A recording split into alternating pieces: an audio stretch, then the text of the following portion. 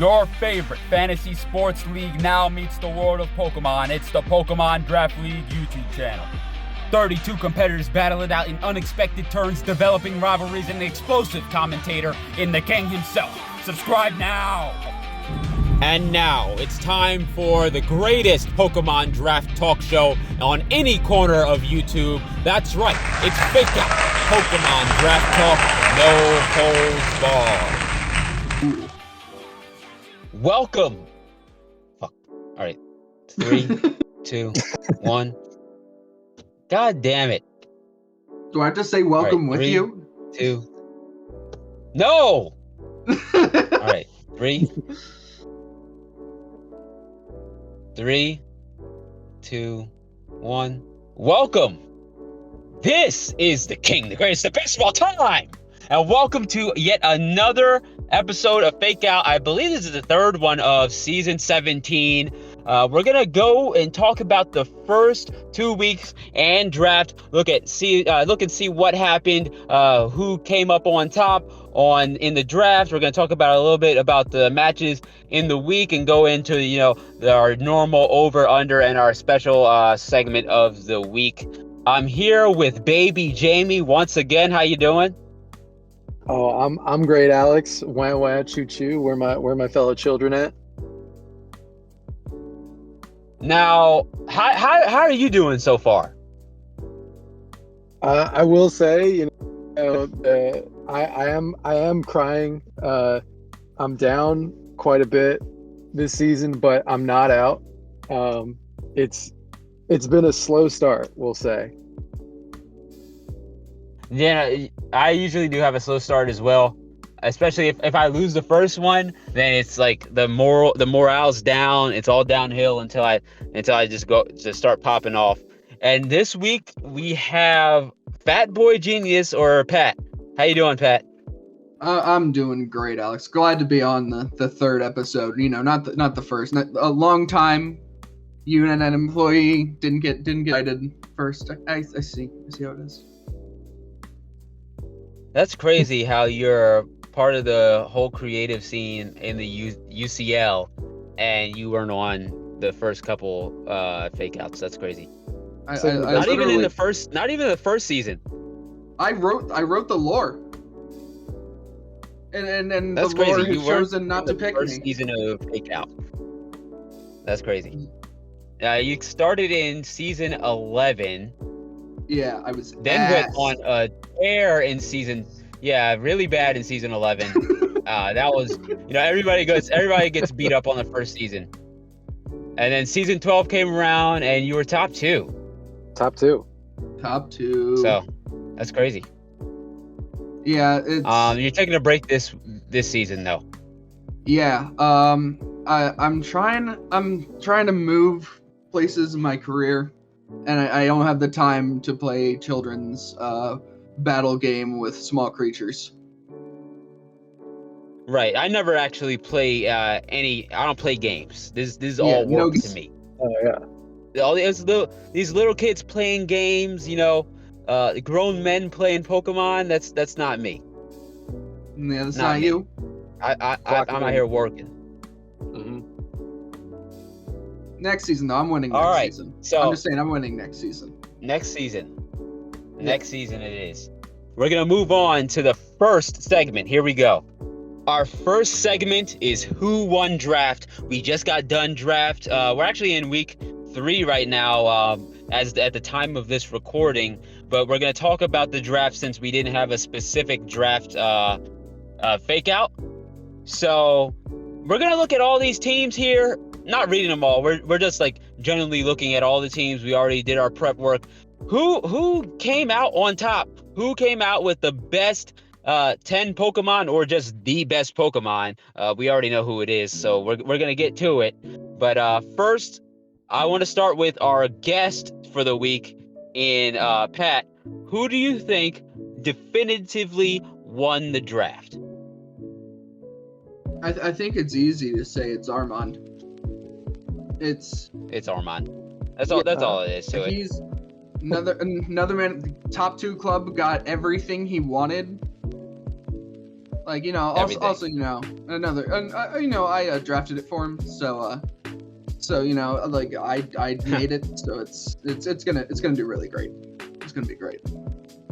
And the tier 1 Blaziken, just that in itself, you only got one shot to stop this Pokemon before it gets speed boost. And with the Terra, you don't know what its weakness is gonna be, so you better have something to phase it. We'll talk about that a little bit later. But yeah, it's either you beat it outright at the start. God forbid it has a Focus Sash or Protect, and then you gotta either try to get rid of it or it's gonna take over. And there was just so much hype going into the draft around Blaziken surrounding, you know, there was so much interest, and to see Armand then draft it, and not only draft it but do well with it, truly, yeah, I do think that puts him as a competitor to win draft for sure. Quick reading his team: Blaziken as a tier 1, Iron Thorns, tier 2, tier 3 is Vaporeon, 4 is Registeel, very good in the tier 4 there. Tier 5 is his patented Turtonator, and then he used all of his points to get Rillaboom, another tier 1, Surfetch tier 2, Salazzle tier 3, Wartortle, and which is tier 5, and Moltres Galar, which is a tier 4. So he's got a good spread on the free points as well, one from each tier, which is pretty good in my eyes. That feels like so much value from almost every pick that he not picked up there. Not even considering like his main parts, having like his 40s or 50s and 60s being that good does elevate like everyone overall. Right. I don't know about the Wartortle, but everything else is just really good. I guess he has Vaporeon, so that extra tier 5 was just like kind of like a throwaway pick. I have one on my team as well, but everything else. Also, I don't really like Iron Thorns, but you know, high base stat total, pseudo legendary, I guess, with the Paradox Pokemon. Registeel in tier 4 has been proven season over season, being on Pat Flynn's team for 2 championship seasons. Very, very strong in that spot. Turtonator, you know, it can do some stuff. It's got Shell Smash, it's got Rapid Spin, it's a Dragon type. Yeah, it's got everything there in the lower end. And then with the Rillaboom, that grassy terrain definitely benefits on the Blaziken not being able to be killed by the Earthquake outright if it decides to stay as a ground. Do we have anybody else that won draft in our eyes? My pick was Faye. I thought that she picked up. I mean, obviously, any team that picks up Dragapult is going to be just solid outright. What are they doing with the Dragapult though? I saw it said screens today. What are they doing to the thing? What are they doing? Yeah. Dragapult set screens? Killed. Innovation. I like to do that. Meta with the screens and the sub needs to stop. It's a crime. I think you know what we haven't seen enough Dragapult. We need screens Dragapult. I think it's good to be in the Dragapult space innovating. I like to see it. Oh God. I mean, especially she's got Tinglu, Cresselia, oh my God, Alola Mola. This team is looking. She's just trying to get the fastest screener without Prankster. That's right. Yeah, it's so like as a fan of bulky Slowmons, I don't like how fast. Yeah, completely eating up the speed in the draft. They did make some changes, so I can't remember what the changes were, but let's talk about what the team she has now. With the Dragapult in the tier 1, always a good tier 1 pick. It's got the Kilowattrel. I don't really like this Pokemon, like a weak ass Zapdos, weak Thundurus, but it's still very fast. Kilowattrel. Diancie takes the tier 3, gives it a bit of defensive power, the Overquill, Blossom, I don't know what it's doing there, what Blossom's doing. Tinglu, Cresselia, another very strong. We talked about this in the previous episode with the Levitate, the bulky psychic that can just stack up on its defenses, on its Calm Minds, and then go crazy with whatever, Terra Steel, Terra Fairy, Terra Water, Terra Electric, whichever one. Terra Electric with the Levitate, just very strong. Has Glimmet, Alamomala, and Crocalor on this team. It's really top heavy when I'm looking at it. Top heavy with a lot of speed and a lot of defenses. It doesn't do enough damage. Yeah. I don't like it. It's too big. See, this is the kind of team that I think I find myself being biased towards, where there's a lot of solid bulk, and then there's just that top heavy offensive power. Not really recommended for everyone. Just something that when I'm playing, that's something that I like. Right. But I do like the Overquill. I thought Now- Will Thomas made that Pokemon look really good last season. So I think that's Yeah. also good. Yeah, I good like there in Overquill. support. Speaking I of like Will Overquill. Toms, I think he drafted really well as well. He's got the Volcarona, very good. He got it pretty late in the draft in round 1 too, which is good. He's got the Slowbro to back it up on the defensive side. Definitely that physical defense strength is very good for this Volcarona. The Slowbro is going to be able to eat up any incoming rock slides that are common, any stone edges that are common. It's got the Gardevoir. I think that's a pretty strong tier 3. Sandaconda, that we haven't seen Sandaconda do well in the UCL, but I'm looking forward to seeing what Will Toms does with it. Muck, pretty good base stat total. Defenses, special defense on that tier 5 is very good. It's not as good as the Dark and the Poison, but that grounded Poison in the tier 5 with a pretty good, it's a evolved Pokemon. It should be doing pretty good for us here for Will Toms.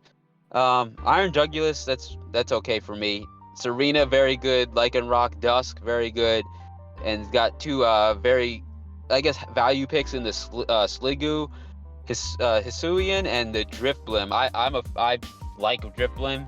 Lots of Cool. HP. Can definitely get a defog off. I don't know. I tried to do it damage oriented last season. Didn't really work that well, but I like this Pokemon. I think Will I think Tom's you can team. surprise people with I'm it. just looking at it right now. It's good. Yeah, What was that? I think he's set up. I think he's set up to have a classic good early season. I mean, Right. I think that Iron Jugulus pick for him was sort of a panic pick, if I recall. But I'm interested to see what he does with it. Yeah, he can. Yeah, I don't think it's worth it. To me, I don't really like the Pokemon, but if he can find some value in this, the dark, just having dark type is good anyway. This damaging Pokemon with the dark type, I think he'll be able to do something with it. Okay, our next segment, we're gonna talk about something a little different.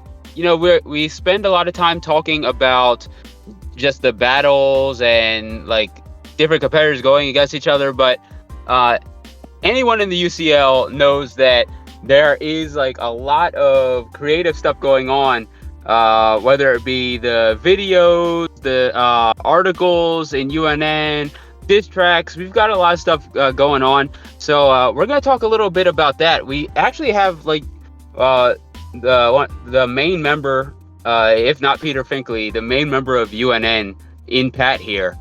Yeah. So like, what's going on with that? All right. I've actually got some questions for Jamie about this, since he's more of an outsider on the content creation than you and me, Alex. Right. All right. I'm gonna say this, Jamie. Well, first a little bit of explanation on UNN, I guess. But if you're looking at it now, if you're gonna pop into the UCL 17 server, you'll see that there's a lot of write-ups on players going on right now, which I do enjoy editing. It's a lot of fun going into people's past or seeing how they're doing compared season to season. That's one reason I enjoy doing it. But something that really got me interested in the UNN and got me in the editing position I'm in is the storylines, which I think are the most fun things you can do with a goofy league like this. I loved the three we've written. Well, I've written all parts of all, I guess technically 2.5. I never finished the third one. I'll talk about that later. But I think there's a lot of really cool things you can do by taking this for fun, no stakes Pokemon League and adding stakes of your own to it and making everyone part of this big world and storyline. So I guess I'll start with this. Jamie, did you read any of UCL War, the first one? Oh yeah, I think I read all of it. Yeah, all the way through. I remember. I believe that was season 11, right? Yeah, that was. I joined. Finkley started writing, and I went. Wait a second, I want in. There were a few. Yeah, they're nice. They're good. A few. I remember editorial things in the beginning. I was like, "Look, just give it to me. In 10 minutes, I'll fix it." And then that evolved from to, "Oh, you'll write part of it," to, "Oh, you'll write all of it," which I think is really good. But like UCL War, I think. I also enjoy the other two, but I think War sticks out the most among all the work that I've done with the UNN. That was like, it got posted and General went quiet for like 10 minutes as everyone read it. Yeah. I think I think all together, the story of UCL War is the best. If we talk like a single act or like each story was came in 3 acts, the beginning, the middle, and the end, obviously. And if we talk about like one specific act that was better than all the other ones, I think it was UCL Ultimate Act 1. Yeah, that was a lot of fun to do. The abduction mystery or something or whatever. Yeah, I think that was Ultimate 2 was a lot of fun to write. But like War, there's so much iconic stuff, I think, in War that, like, I mean, it was my first season here, but it's like ingrained itself in the league. Well, I think what was good about that was that not only was it like the first time that there was anything being written, you did a great job with that, Pat, by the way. Like, but it was mostly Finkley, but near the end I was starting to write more on War at least. Well, it was really enjoyable because it was something new, and it coincided with the introduction of conferences, which there was so much contention that season, and there was so much competition between the conferences, and a lot of like conference pride. Like, I remember the RNGesus would get together in calls and strategize and team build together, which I loved, and people made memes about that. But then like reading about that, like as like a more built out world and story, UCL War was really cool. Being a fellow RNG cult member myself, it was great seeing things like you're right, we would all get in a call, like all of us, and we would talk about our matches and prep things, and then being able to take some of that banter and some of that stuff that we did there and put it into our characters, whether it be Dark Jamie or me being a giant gorilla who kills several people. I think it was a lot of fun being able to take, I think, out of everything, the closest thing, like, I think UCL War matches up to the actual season the best out of it and Ultimate. Yeah. Because there were some upsets in that season that fit the storyline really well. Having Mark silent, being the big heavy the whole time, and having to come into his own and beat Chris at the end, I think is a really good. I didn't even think about Mark being a silent heavy. That just dawned on me. Yeah. He's sitting there the whole time. He says very few words, but he's the rock of whatever group he's in, and then bam, at the end he delivers the final blow to defeat the Forbidden One. I think it was a great little arc that only happened because it happened in the league. But I think Tim's talked about this before, and this is a main reason why I think the stories have kind of fallen off. I'll talk a little bit more about my personal parts of that, but the worst thing about those things is Tim explained it in War. Like, he had Tapu Koko in War the entire story, when he only really had it, like, I think the first third of the season. But that was his mon in the storyline. So he would be like, this isn't even, he would read it, see that he was mentioned, and be like, wait, this isn't even my Pokemon, why do I care? Even though he was heavily featured in the story and he was one of the best characters. So, but like, having that change week to week when you're managing a story like this, having like, it could be like a Pokemon is on a featured players and member of the story's team every different week. That happened in Ultimate too. I remember there was a big deal. I was trying to make a big deal of Reuniclus that season, and then I dropped it, and I was like, well, I guess that's over. I gotta crush that plot line. Yeah, it's kind of hard doing that, I guess, because with any like, if you're trying to develop any story and something that you're basing it off of changes drastically and you have to scramble to try to fix it, I can see how hard that would be if you were writing it.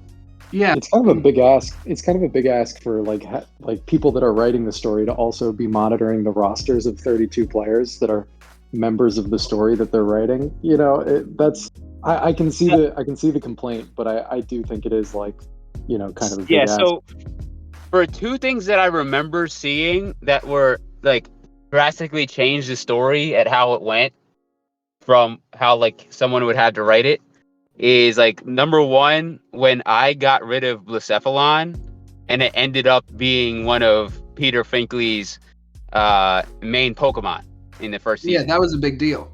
And then when David beat Harry and Harry quit. I've got a funny thing about that. That changed the whole thing. It changed the whole story. Exactly. Right. Harry quitting made RNGesus real. The entire original idea was that when I was talking to Finkley about this was, hey, what if it's a whole thing that it's all in Harry's head? This is his cult and it's all in his head, and that he's gone great. Like, at the end, he's a great player. He's probably going to make it pretty far in playoffs. Well, it's a great, like, delusional, like, good and bad guy to go up against the Forbidden One and doing all that stuff. But then, he quit. And then it had to be, oh shit, what do we do? I guess he's real now. And make RNGesus real. Yeah, it's very last minute. Like, I guess we'll make him real, and that'll allow us to give the power to Luke and Jamie. And which then carried into UCL Ultimate, and then the other two that didn't go anywhere. Yeah, Starfall. All right. I guess I'll get a little bit into first. I guess before I jump all the way to Starfall, War. I think it's a favorite of the league. I love it too. I don't blame anyone at all for thinking we peaked right away, because that storyline is very good. I think still. It still holds up. And then Ultimate, we're like, how do we make this bigger? I think the setting change worked perfectly. I think the way we handled the conferences. You made it like, it was cool that it went smaller, actually, in like space. Yeah, the fact that it was on a few blocks in a city rather than a giant country really limited us, I think, in a good way. Yeah. And we had a lot of... that was the one where I was an android. Yeah, although that was in Starfall. But Starfall, okay. I had first. All right, so we have this new. You were a detective in that one. That's right. Yeah, you were like the question. It was sick. I love that. Yeah, that was actually so much fun. But like, so it's like, how do we change this? What do we do? And then you have things like, wait, Logan's winning every single one of his matches, and he was barely in the story last time. Let's make him a major antagonist. And making him into an insane serial killer, I think, really, really helped a lot of those early acts, which I remember very fondly. Yeah, it's my favorite hunting act. down Finkley in abandoned buildings and taking out people and kidnapping major people, I think, was really interesting and gave us a lot of room to play with characters that we didn't play with originally. And that was intentional, to give the people who were on the sidelines in the major story in War a lot of more things to do in Ultimate. So like, hey, I didn't really do anything last season, but oh my god, look at me do all these things this season. Makes you want to read more. I appreciate being in the story a lot, but it's really cool to see to give ownership to a newer player, like having Spencer be Peter's best friend when they first started, and then Megan, who's never been in the league, got a little ownership in that, being able to Rescue also her be husband. Peter's friend. Yeah. And also gave us things like Fuck Antonio, by the way. They shouldn't have rescued him. but I mean, like, even I didn't expect going in. I was like, oh, I'm gonna do better this season. I didn't expect to make it to finals. That was like, I could pull up stuff that we have a Discord server in the UNN where everything gets posted and then edited and read over by everyone. I had entire plans for, all right, I'm gonna get a limb to round 2 of playoffs. So here's an idea for my character, how to give him a cool exit. And then I made finals, so we had to we came up with the callback of, if RNGesus puts the knowledge of the last arc where I was Finkley's friend for part of it, and it gives me a lot more agency. And then I get the cool moment of suplexing Tim out of a high rise and stuff like that. And I think the ending to Ultimate is perfect. And if I wasn't going to make Starfall, I think it's a great way to end it. It's the cool. RNGesus is stopping the reset. Yeah, because it's cool that, like, all right, so the written villain wins. So at the UCL War, the hero wins. The hero side wins. But in UCL Ultimate, the villain wins in Pat Flynn, and then he tries to use the power of RNGesus, and it fails because whatever corruption in his heart or something like that. I think that was cool. That was a cool ending. Yeah. As a man who thinks Empire Strikes Back is the best Star Wars movie, the bad guy winning at the end there, and being able to do that because of reality and not because, oh hey, let's do this to be fun. Yeah. Gives you a lot of room to play with, and I was able to carry that into Starfall, which I'll talk about now. I had this huge plan. I was gonna write down like a whole document about, like, cause all right, so Starfall hits. Finkley's like, hey, you want to completely do this one yourself? I was like, oh hell yeah, let's go. I have a bunch of ideas. Let's jump the shark, send everyone to space, and play out this story. I wanted it to be I wanted it to be like a series wrap for everyone's characters that they built up the last 2 seasons. I wanted it to be Finkley's like last big moments and things like that, and have it be the end of the RNGesus arc. And then I got really behind, and then like, I mean, this is the 3rd story by now. Not everyone's going to be interested once you hit the season 3 of anything. Once you hit season 3 of anything, people are going to start to drop off. Family Guy died in season 3. Yeah, once you go from everybody reading it to most everyone reading it to nobody reading it, that really hit me. Made me like, oh man, am I just writing this for myself? And I remember having a really good conversation with everyone about that. I won't go over that again. But ever since, I have all of my plans for Starfall, and I'll go into a little bit of it now and see what you guys think. Well, first, I love making Jamie the villain and one of the major villains in Starfall, because he was a good guy on the hero side most of the time in the first 2. He sacrifices himself for Finkley in the first. He has a major role in rescuing Antonio in the second. And in the third, oh my god, he's finally a bad guy. And I remember Jamie was doing really well in that season. So it was a lot of fun having him body and run through people in a complete character shift. I did like also being, I do like being the bad guy. Like I enjoyed that switch up. Yeah, the best thing also is in things like that, deciding who the bad guys are. I mean, Chris Jorg, he's multi-time champion, the perfect first villain. You gotta be the bad guy at the beginning. Yeah, because he's just gonna win again, and then he's gonna reset, and everything's gonna get worse. Right. And then switching to Pat Flynn, which was an early decision we made, was let's make Pat Flynn the villain. He's really good. I think we can do some fun stuff if we play up the fact that he remembers what happened. He's the only guy who remembers what happens in the UCL War, and he wants to reset everything again.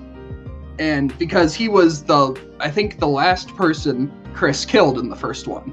And then Mark and Finkley managed to beat Chris and then reset everything for good.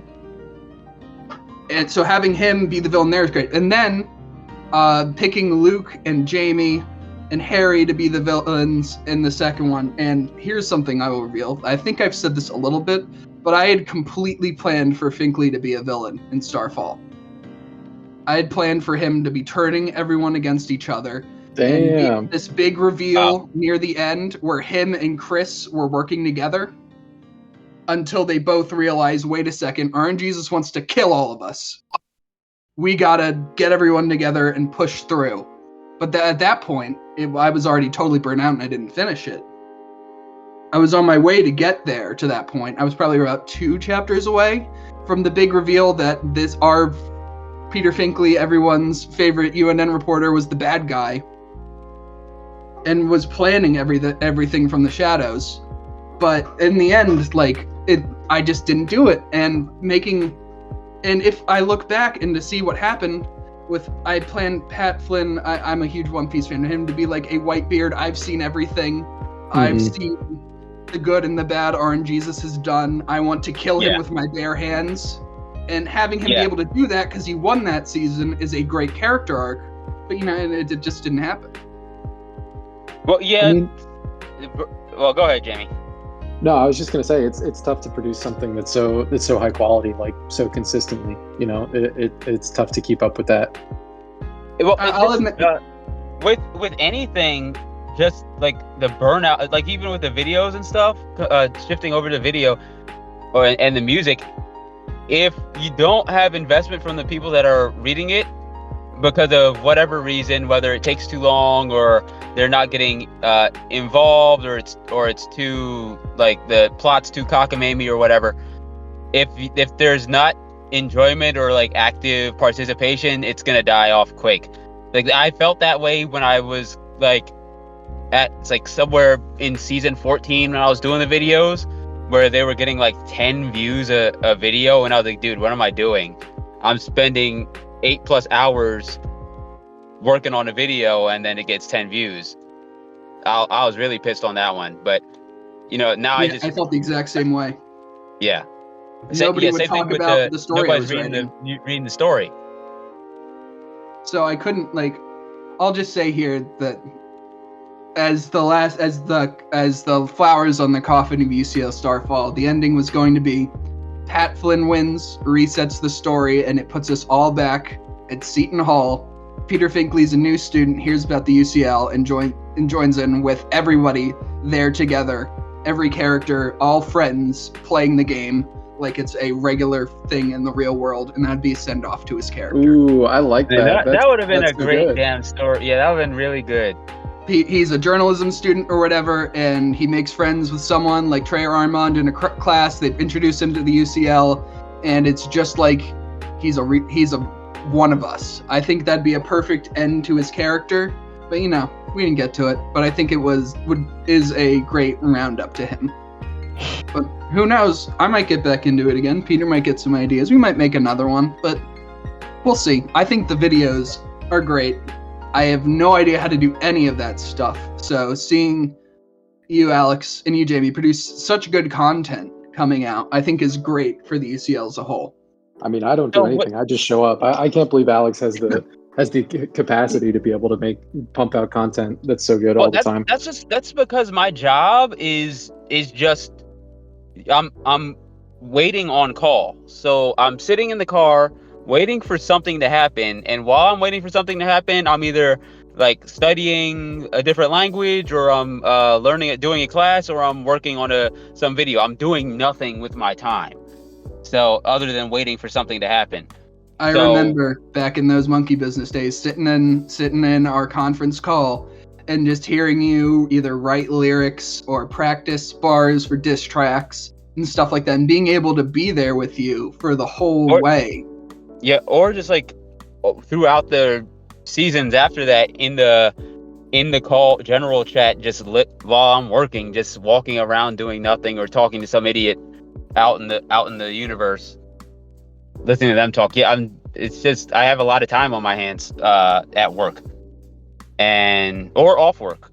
Well, not too much off work anymore, but at work I have a lot of time on my hands. And like with the videos, all I'm doing is just taking taking files, throwing them all together. The visual part of most of my videos are very low effort. So that's not the hard part. It's just the scheduling, like doing these. Like for this one, for some reason, it was really hard to schedule. This one, this is like the third. Yeah, this is the third attempt, overall session. Third at it. Yeah, third session. It's crazy. And then it takes me time to process it. So this will actually come out hopefully on Sunday, like morning, Sunday midday, hopefully. I'll have to listen to myself talk again. Yeah, but the diss tracks, man, I think the diss tracks are my favorite thing to do. I love. However, it is a chore to get people to record and do it properly how I ask them to do it. It always turns out great because everybody's having a good time. But yeah, it's like the content creation on all of the things we just talked about. It's hard. It takes a long time. I think it just shows how passionate we are and how much we love just playing in this league and all the fun we have. It's more than just a bunch of friends being dicks and playing a children's trading game together. It's become a lot more than that. Yeah, I feel like, even if people aren't like consuming the content that's produced around this league, some people don't even pay attention to it at all, and that's fine. I just think it helps build out like the community and the community that we really enjoy, which is great.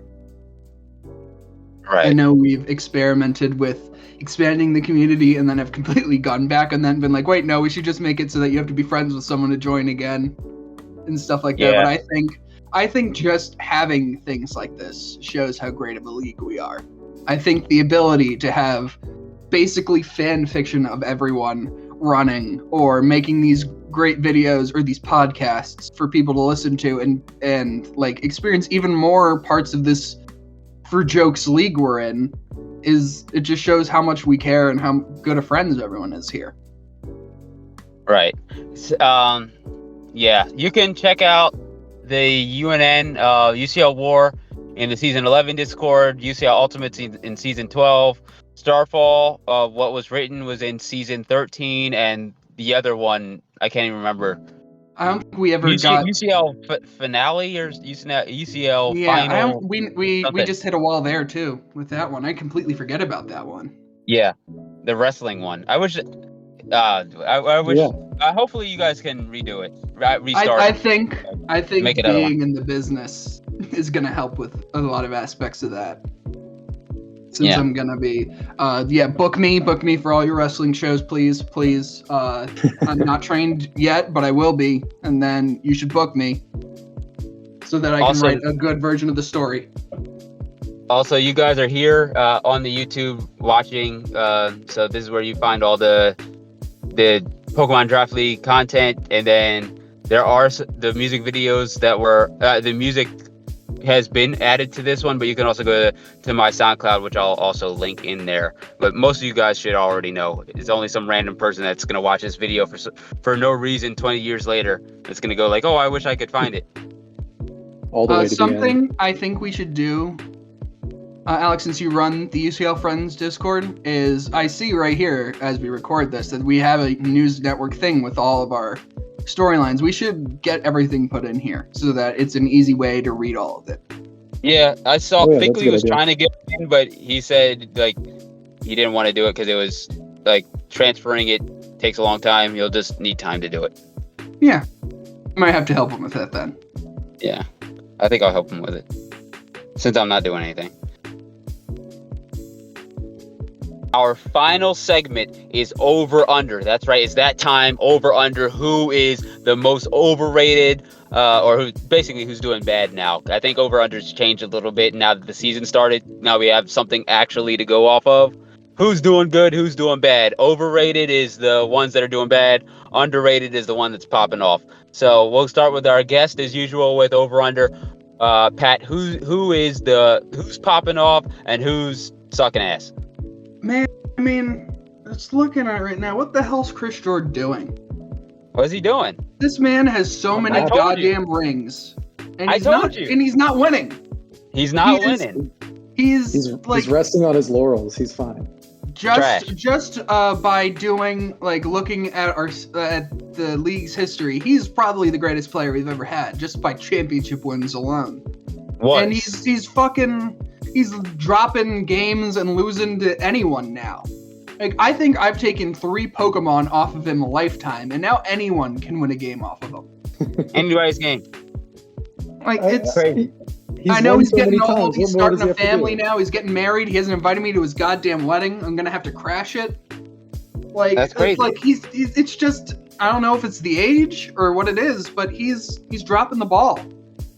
He's washed up. It's over. As much as I hate to say it, I completely agree with you. Who's your underrated then? I'd have to go with myself. I'm not in the. I'm a former UCL finalist. One of the greatest, of course, just by stats alone. And I might not be in this season, but there's a lot of people talking shit, saying I'm not good at this game. So we're gonna. Hey, that's crazy. We'll see if there's any more dropouts this season. If I need to come in and whoop some ass. So you're saying Chris George is dropping the ball. I am. If he's doing this with his record right now, I got a fucking shot at him. Give me a ring. I told you, it's over. This season is not his season. It's mine. It's all you. And I know I'm 1-1 right now, but they're gonna be singing a different tune. I promise you. Band hasn't all gotten assembled yet. The conductor is not yet at the podium. Not there yet. They're tuning right now. Alex, I don't know. Jamie, you got somebody? I mean, I do. My question mark right now is I guess my underrated, or rather overrated, is Christian. Christian is going 0-3 right now over in the Indigo Conference, and he is historically a very good player. And it's weird to see him start having such a false start here. Yeah. So at the time, this would have been the week 1 and 2 fake out, but yeah, he's 0-3 right now. So I guess he did his match already. So that's crazy. As of the time of this, he was a staple of the seasons he was in, making it playoffs every time, and now he's choking hard. Yeah, it's crazy. Yeah. I don't have an underrated. I think that some people that we've discounted, they're doing pretty good. I'm gonna have to look at it right now again, but I think the overrated is the Commissioner Cody. It's bad. It is bad for this guy. He's got the new commissioner disease. Everyone's got to go through it at some point. Mm-hmm. Too busy running at everything else to make good teams. That's crazy that he won the other league, the beginners league. He made league. his own league, won it, and is now choking in the UCL. Choking. It's terrible. It's not good. That's awful. We love and appreciate him for running the league, but you got to show up if you want to run this place. That's what I think. I'm actually also, as predicted before, unfortunately, what's his name? Eric's not doing too good. It's either 1-1 or 0-2. I can't remember. But that Annihilate's not doing good. He's gotta do something. Do something different. He's gotta set some more screens. Yeah. It's nice seeing Sam and Luke at the top, though. They're doing their thing now. It might actually be Sam time this year. It might be. I think he's been slept on for far too long. I think this is his season. He's going far, deep into playoffs. And I've always been a supporter of Luke and how good of a player he is. I think that is you've got a final boss in the Teal Conference there. Oh yeah, Teal Conference is looking tough. Especially once I start. Yeah, once things turn around. Yeah. Yeah. And that's going to be it for the 3rd episode of Fake Out. I want to thank Baby Jamie, again for co-hosting this one, and I want to thank our guest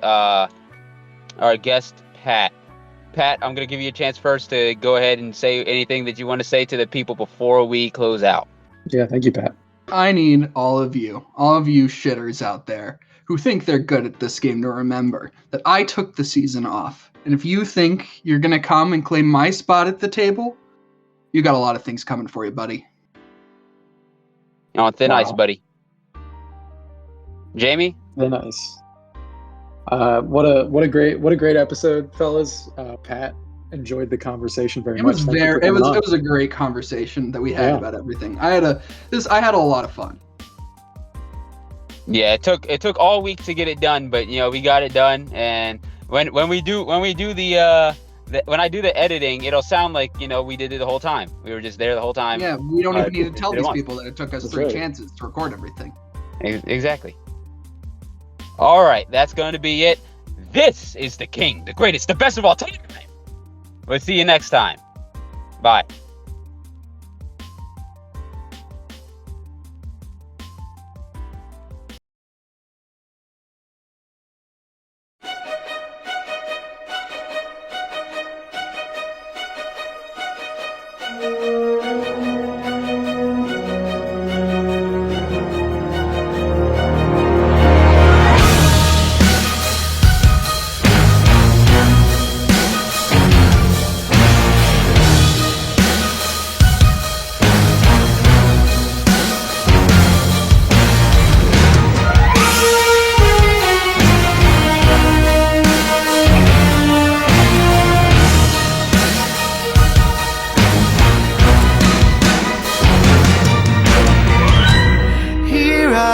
Not sure you should take a chance. I like playing dumb, letting you figure me out. But I was faded in my own defense. So drop a bomb on all the things we dreamed about.